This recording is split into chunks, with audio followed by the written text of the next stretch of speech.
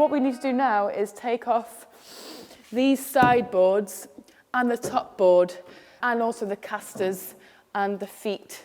Someone's put new screws in, so shock horror. We're going to need a cross-headed screwdriver for this bit, which I'll just do now. Nikki showed us how to take off the casters. Now I'm going to do the feet and the bottom. Question of finding a position which holds the thing still. Yoga. Got my arm behind to hold the work still, and I've got my shoulder pressing against the back of the drill.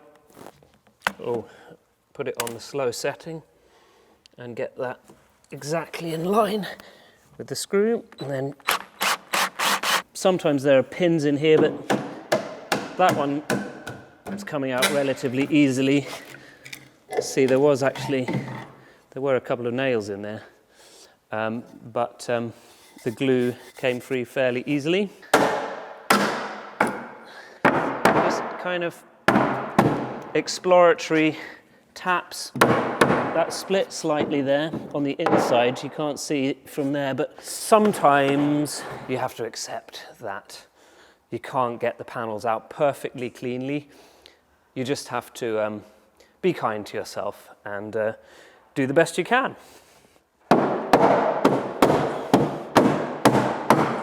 There we are. That's not too bad, and there we can see it's not a nail, it's a wooden pin. So that means that we've broken the end a little bit here, but generally speaking, that's still a fairly useful bit of wood. Just get some of this 150-year-old dust out. Just make absolutely sure there aren't any old coins or interesting bits of treasure.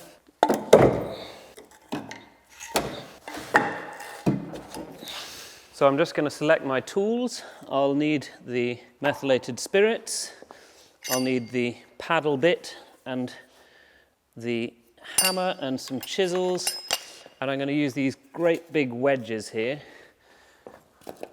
one either side. So the glue, which is often hide glue made of boiled animal skins, is extremely strong glue. It's stronger, in fact, than the wood. So if you just lever it off, you'll end up pulling the wood apart before you pull the glue apart. So that's what the methylated spirits does. That dissolves the glue. That's what the wedges do. They apply a slow, even pressure. So in order to get into the joins, I'm going to just knock these bits off the ends, and then I'm going to go in here with the big paddle bit to start with, just to get a bit of a gap opening up. So we see there's a bit of a gap opening there, and then if I fill my syringe with methylated spirits, and then just put that in to the gap that's opening up, and you can hear a sort of crackling as the glue dissolves. That loosens that gap. So if I get a chisel in there to hold that open so that I've got space for a bigger wedge, and then just tap that in. So each time you tap in a new and bigger wedge or chisel, then you can remove your previous one. I'm going to do the same at the other end.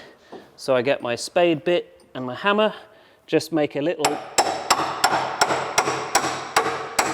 gap there. Then I'm going to hold that gap open with a chisel, and then I'm going to be able to fit my wedge in at this end.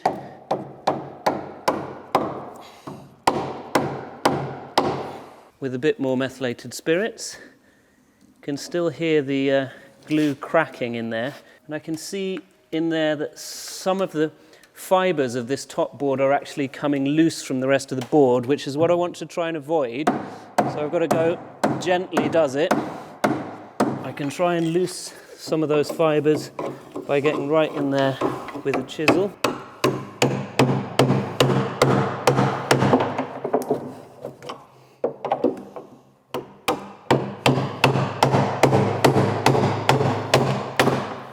Ha-ha!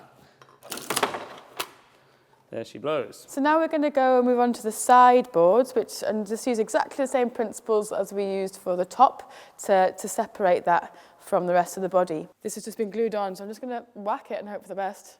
Oh, it's so pleasing. Where I've opened up that hole.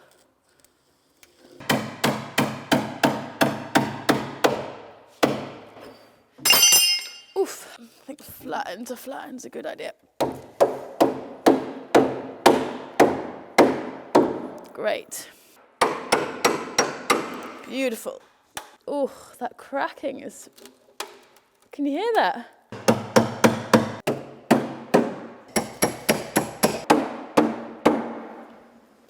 It's just this one part now I can see here, which is really sticking to itself.